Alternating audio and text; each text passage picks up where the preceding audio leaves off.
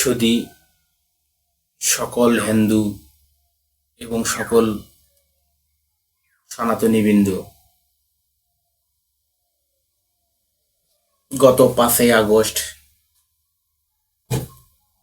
গণপ্রজাতন্ত্রী বাংলাদেশ সরকার পতনের পর থেকেই হিন্দুদের উপর আপনারা দেখতেছেন অত্যাচার, নিপীড়ন, ঘরবাড়ি জ্বালাও পোড়াও, অগ্নিসংযোগ, মন্দির ভাঙচুর প্রতিদিন কম বেশি কোনো না কোনো জায়গায় লেগেই চলছে।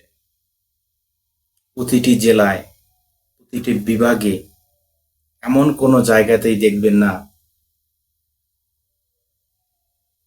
প্রতিটি জায়গাতেই কোনো না কোনোভাবে ছোট বড় মন্দির এবং দেবদেবী ভাঙচুর করা হয়েছে। হিন্দুদের উপর অত্যাচার করা হয়েছে। রাতের অন্ধকারে বাড়িতে আগুন লাগিয়ে দেওয়া হয়েছে। এভাবেই চলতে আসতেছে।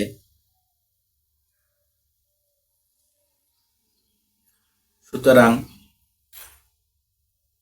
এই প্রেক্ষাপটে সাধারণত এই বাংলাদেশে মূলত সমস্যা হচ্ছে হিন্দু সমস্যা। হিন্দুদেরকে নিপীড়ন এবং এই বাংলাদেশ থেকে হিন্দুদেরকে দূর করার একটা ঘৃণ্য প্রচেষ্টা চলতেছে।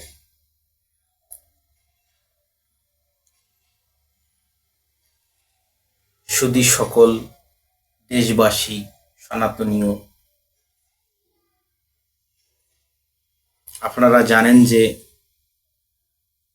সনাতন জাগরণ মঞ্চের অধ্যক্ষ পুণ্ডরীধামের অধ্যক্ষ শ্রী চিন্ময় দাস ব্রহ্মচারী, যিনি সনাতন জাগরণ মঞ্চের নেতৃত্বে হিন্দুদের 8 দফা দাবি লক্ষ্যের যে প্রচেষ্টা করতেছে বা কাজ করে যাচ্ছে, বর্তমান এই কাজকে অনেক রাজনৈতিক দল ভালো চোখে নিচ্ছে না এবং তার প্রতিবাদে বিভিন্ন ধরনের ষড়যন্ত্র এবং এই সনাতনীদেরকে বিলুপ্ত করার জন্য বিভিন্ন ধরনের অপচেষ্টা এবং বিভিন্ন রাজনৈতিক তকমা এবং বিভিন্ন ছলনা এবং বলের প্রয়োগ করে যাচ্ছে।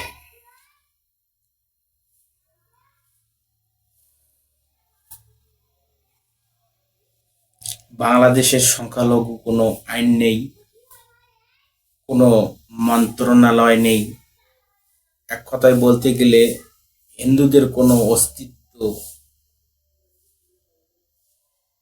যে লড়াই, যে স্বাধীনভাবে যে কথা বলবে, স্বাধীনভাবে চলবে, সেই ধরনের কোনো নিশ্চয়তা বাংলাদেশে নেই।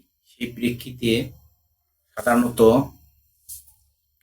চিন্ময় দাস ব্রহ্মচারী সকল নিপীড়িত এবং অত্যাচারিত হিন্দু সমাজ